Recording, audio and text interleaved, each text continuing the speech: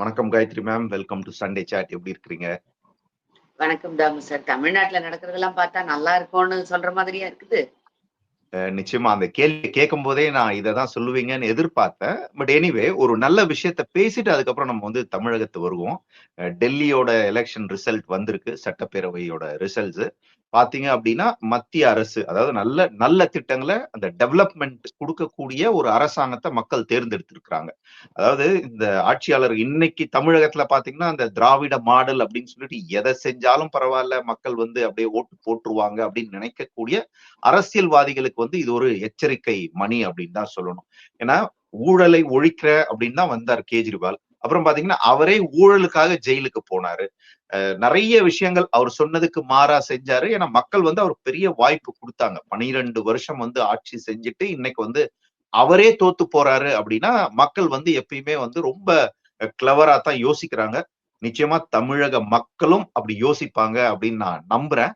இதுல ஒரு முக்கியமான விஷயம் பாத்தீங்க அப்படின்னா, காங்கிரஸ் தொடர்ந்து 3வது முறையாக 0.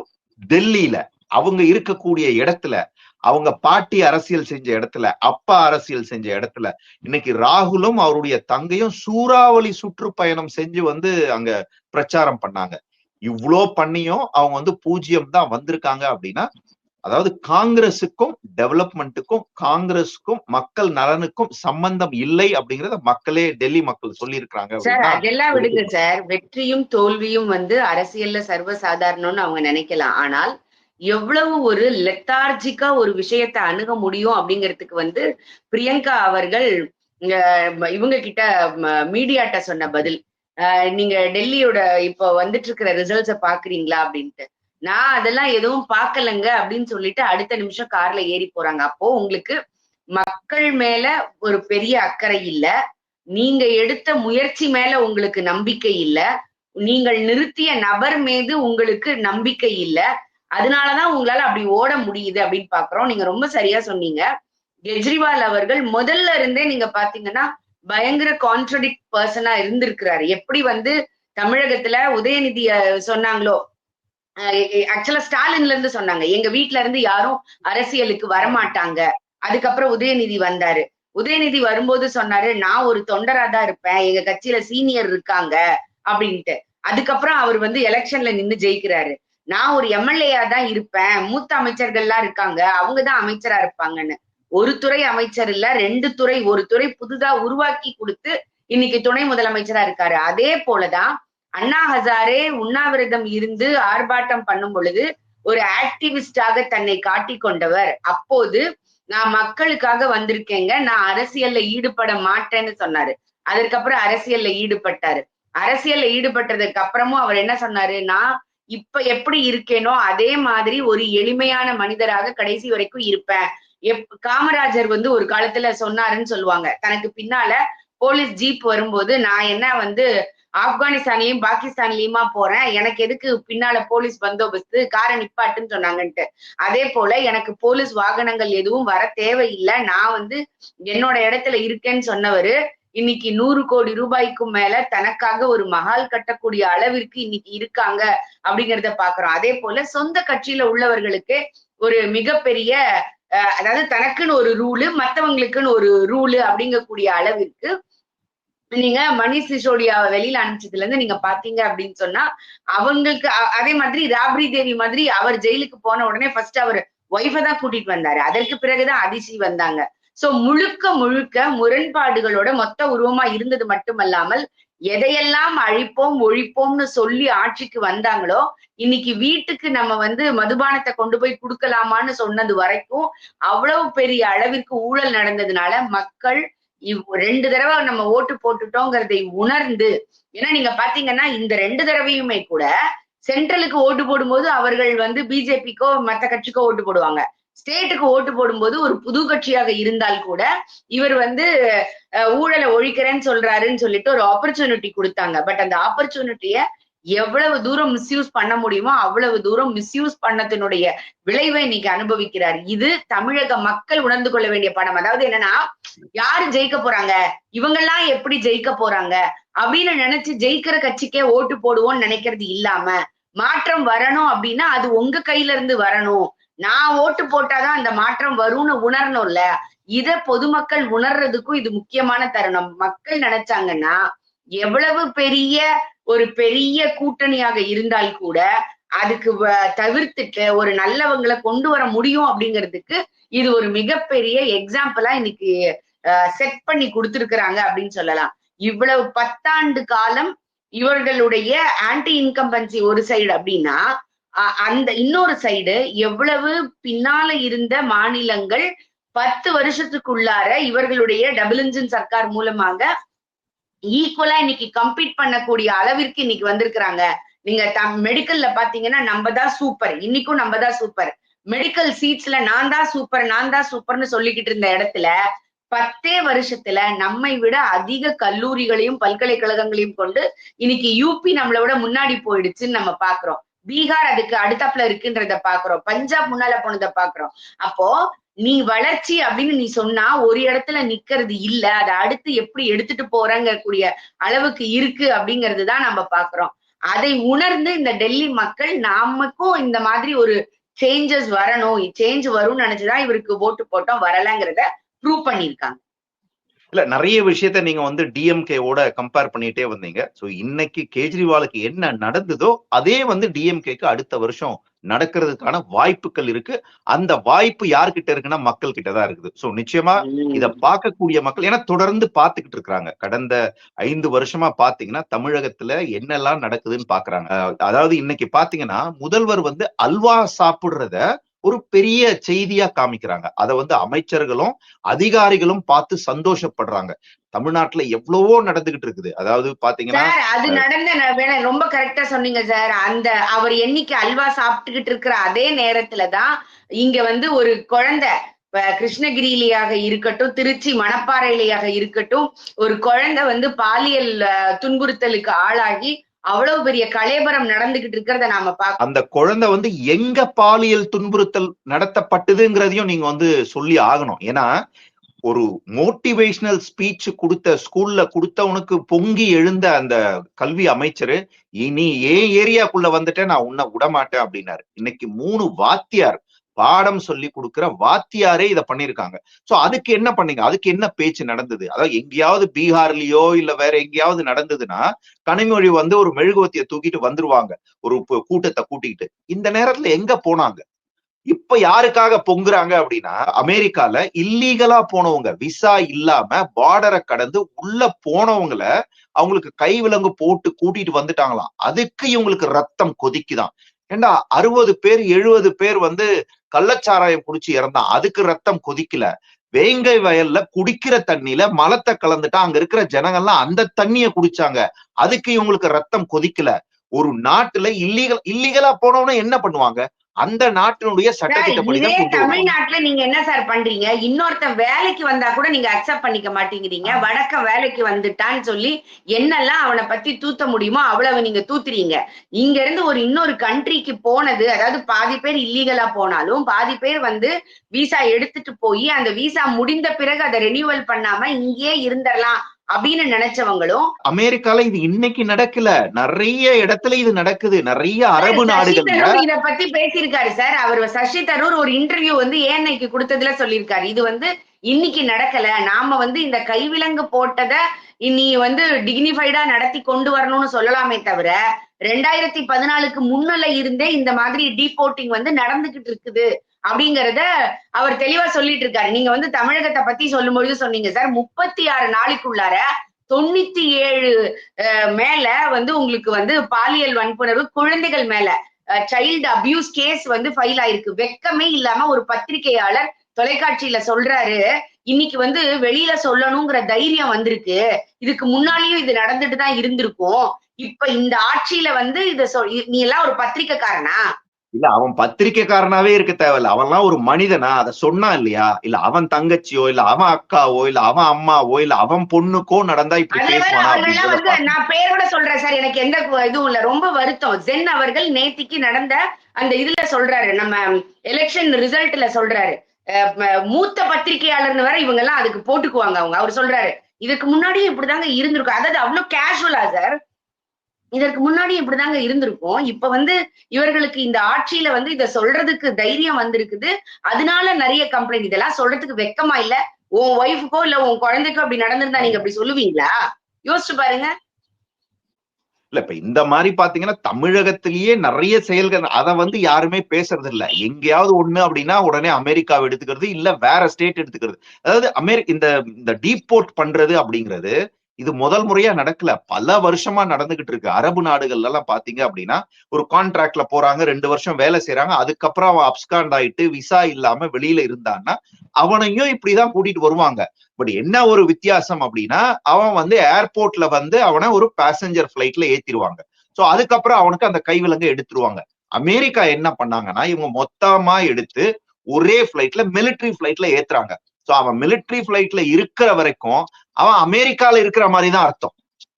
சோ அதனால அவன் அமெரிக்கன் லேண்ட்ல இருக்கும்போது அவனுக்கு வந்து கைவிலங்கு போட்டிருந்தாங்க அப்படின்னா அந்த பிளைட்ல இருக்கும்போது அந்த கைவிலங்கு இருக்கத்தான் செய்யும். என்னைக்கு அவன் வந்து எப்போ அந்த பிளைட்டை விட்டு வெளியில வரானோ அப்பதான் அவன் வந்து அமெரிக்காவினுடைய பிடியில இருந்து வெளியில வரான். மத்த நாடுகள்ல பண்ணும்போது என்ன பண்றாங்க, ஏர்போர்ட் வர்ற வரைக்கும் அவங்க பிடியில இருக்கிறாங்க. அந்த கேட் வரைக்கும், அதாவது நீங்க பிளைட்ல ஏறக்கூடிய கேட் வரைக்கும் எடுத்துட்டு வருவாங்க. அங்க வந்ததுக்கு அப்புறம் தான் அவனை கழட்டி விடுவாங்க. அவன் வந்து அங்க வேற ஏதோ ஒரு பிளைட்ல ஏறுவான். ஓகே, ஒரு ஏர் இந்தியா பிளைட்ல ஏறுவான், இல்ல எமிரேட்ஸ் பிளைட்ல ஏறுவான், இல்ல கத்தார் பிளைட்ல ஏறுவான். அவன் பேசஞ்சர் பிளைட்ல ஏறும்போது அவன் இவங்களோட பிடியில இருந்து விடுபடுறான். சோ இத பத்தி பேசிக்கிட்டு இருக்கான். அதாவது இல்லீகலா போனவனுக்கு ஏன்டா இவ்வளவு பொங்குறீங்க? சரி, ஏன்னா இவங்களுடைய எண்ணமே முழுக்க முழுக்க ஒவ்வொரு விஷயத்தையும் திசை திருப்புறது தான். நீங்க அதிலேயே நீங்க பார்த்தீங்கன்னா, அவங்க சொல்லும்போது சொல்றாங்க, இத கூட நேத்து அந்த எலக்ஷன் ரிசல்ட் வரும்பொழுது பேசுறாங்க சார். ஏன் வந்து குஜராத்லயும், பஞ்சாப்லயும் நெறைய பேர் வந்திருக்கிறாங்க. ஏன் இங்கெல்லாம் வரல? நீங்கலாம் கும்மிடி பூண்டி தாண்டினா தானே உங்களுக்கு அதோட ரீசனே தெரியும். யோசிச்சு பாருங்க. நீங்க யுஎஸ்க்கு போனாலும் சரி சார், யுகே போனாலும் சரி, நீங்க போயிருக்கீங்க, பார்த்திருப்பீங்க. அங்க இந்தியன் ஷாப் அப்டின்னாலே, அங்க வந்து அங்க இந்தியன் ப்ராடக்ட்ஸோ இல்ல நம்ம யூஸ் பண்ற பொருட்கள் மசாலா ஐட்டம்ஸோ ஸ்பைசஸோ எங்க வச்சிருப்பாங்க? குஜராத்தி ஷாப் இருக்கும், பஞ்சாபி ஷாப் இருக்கும்.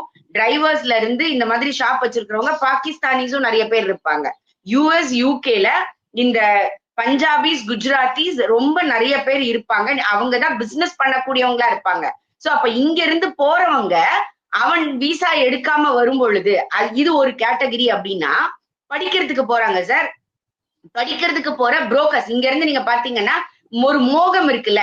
இந்தியால இருக்கக்கூடிய எல்லா யூனிவர்சிட்டியும் விட்டுருவாங்க. இங்க இருந்து ஜார்ஜியா போறேன்னுவாங்க, இங்க இருந்து சைனா போறேன்னுவாங்க, இங்க இருந்து பிலிப்பைன்ஸ் போறேன்பாங்க. ஏன் உனக்கு இந்தியால இடம் கிடைக்கலன்னு நம்ம கேக்குறோம்ல.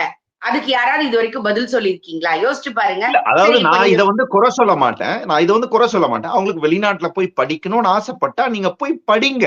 படிச்சுட்டு வேலை ப்ராப்பரா போய் செய்யணும்னா அந்த படிக்கணும் சார். நீங்க தப்பா டிசைட் பண்ணிட்டு கவர்மெண்ட்ட குறை சொல்லக்கூடாது. ஆன்லைன்ல வர்ற யூனிவர்சிட்டிய பத்தி அதோட பின்புலம் கூட தெரியாம ஏதோ ஒரு ஏஜென்ட் சொல்லுவான். அந்த ஏஜென்ட்ட நம்பி நீங்க போவீங்க. அங்க போய் ஏமாறுவீங்க. கடைசியில கவர்மெண்ட் மேல குறை சொல்லுவீங்க.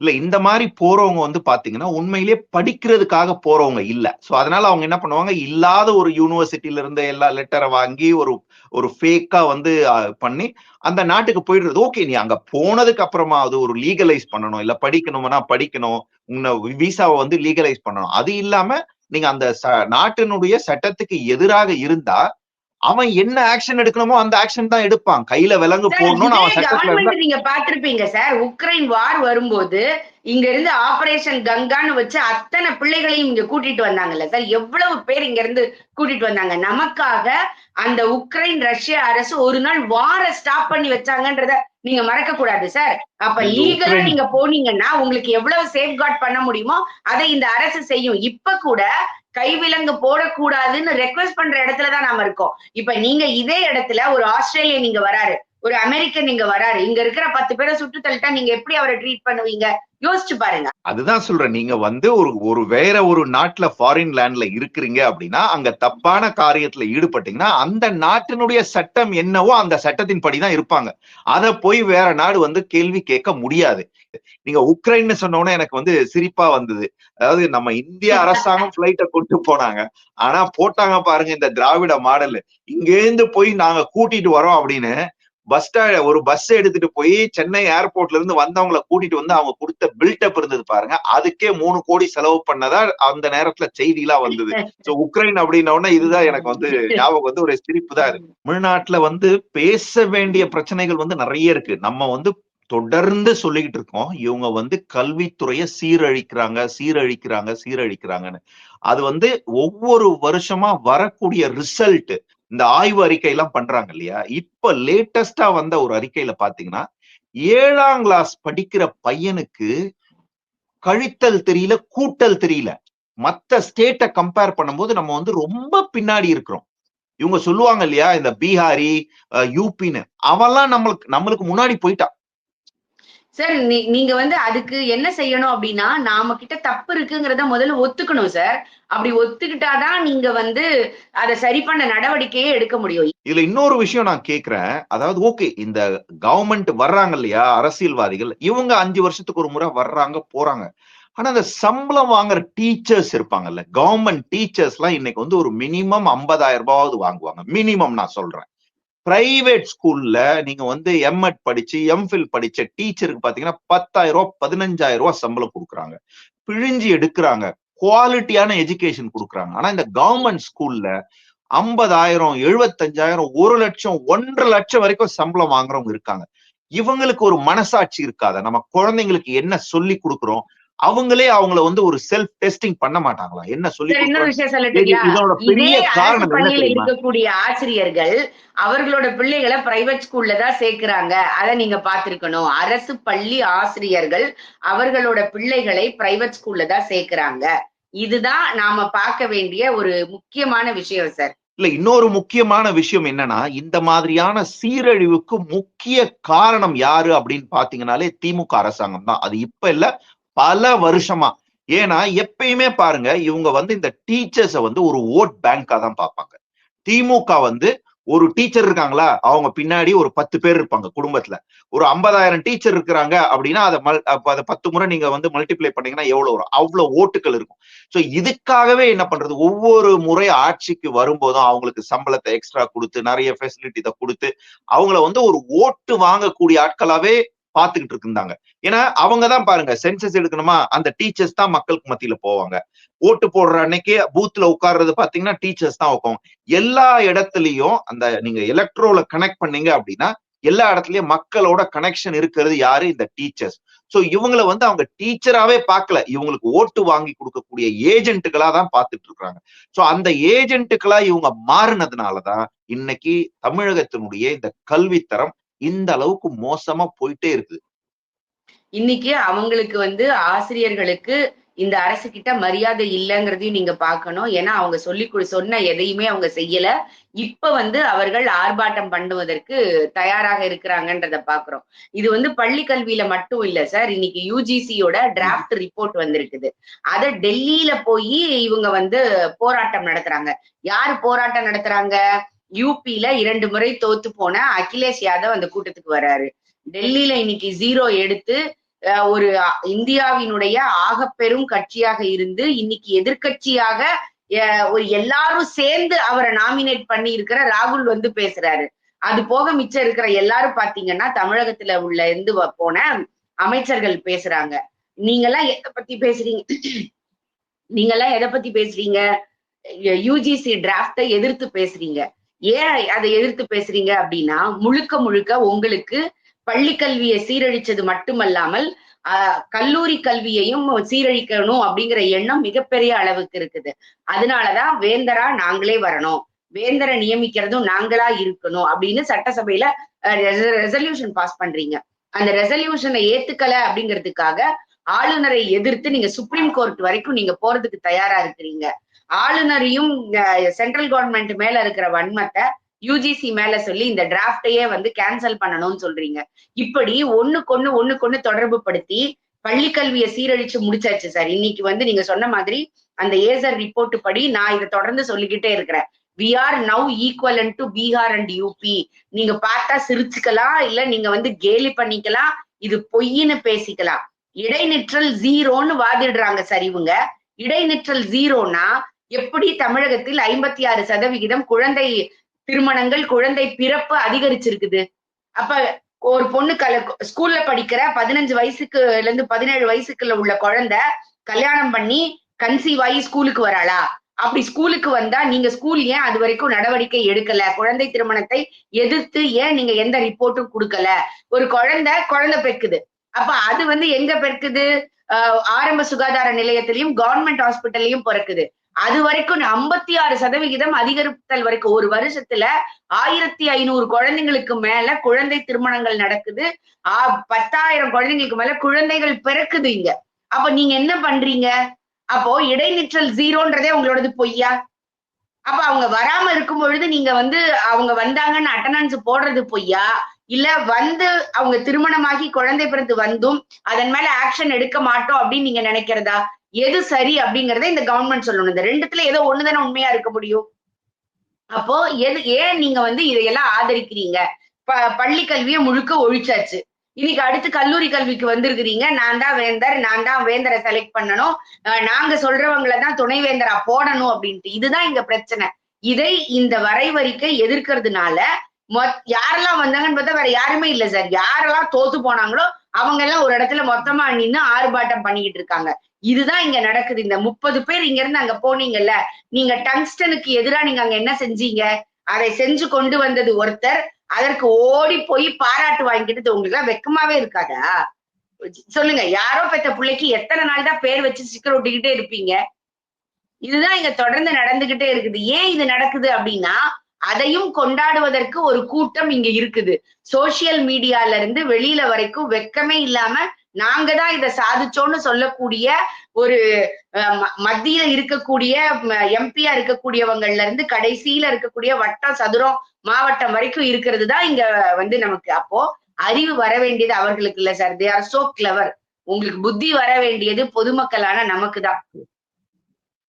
இல்ல பலமுறை நம்ம சொல்லியிருக்கிறோம். அதாவது இந்த பாலிட்டிஷியன்ஸ வந்து நம்ம குறை சொல்லவே முடியாது. ஏன்னா அவங்க ரொம்ப கிளவர். அவங்களுக்கு என்ன தேவையோ அந்த தேவைக்கு ஏத்த மாரி அவங்க வந்து நடந்துக்கிறாங்க. ஆனா நமக்கு என்ன தேவை? நமக்கு எது நல்லது? அப்படின்றத மக்கள் தான் யோசிக்கணும். நெறைய விஷயங்கள வந்து நம்ம எடுத்து சொல்றோம். மக்கள் இன்னைக்கு வந்து பிராக்டிகலா பாக்குறாங்க. எப்படி டெல்லி மக்கள் வந்து சுதாரிச்சா இதுக்கப்புறமும் இந்த கவர்ன்மெண்ட் வந்து கன்டின்யூ ஆகக்கூடாது. ஏன்னா கேஜ்ரிவால் நீங்க வந்ததையே பாத்தீங்க அப்படின்னா, அவருக்கு வர்றதுக்கான பெரிய வாய்ப்ப குடுத்தது திமுகன்னு தான் நான் சொல்லுவேன். ஏன்னா 2011, 12ல பயங்கரமான ஊழல் மன்மோகன் ஆட்சியில அந்த ஊழலுக்கெல்லாம் வந்து வித்திட்டவர்கள் யாரு அப்படின்னா திமுக. இங்க இருந்து போன எம்பிக்கள் தான். சோ இவங்க பண்ண ஊழல் அந்த நேரத்துல யாராவது ஒரு ஆல்டர்னேட்டிவ் வேணும். ஏன்னா அவங்களுக்கு காங்கிரஸ் வேண்டாம். ஒரு ஆல்டர்னேட்டிவ் வேணும் அப்படின்னும் போது கேஜ்ரிவால் வராரு. அவர் வந்து அந்த அண்ணா ஹசாரையோட நாங்க வந்து ஊழலை ஒழிக்கிறோன்ற அந்த இயக்கத்துல இருந்ததுனால ஓகே இவர் வந்தாருன்னா ஊழலை ஒழிச்சிருவாரு அப்படின்னு தான் மக்கள் வந்து தேர்ந்தெடுத்தாங்க. சோ அது வந்து ஒரு ஒரு ஆக்சிடென்டா வந்து அவர் வந்து பொலிட்டீஷியனா வந்தாரு. மக்கள் வாய்ப்பு கொடுத்தாங்க.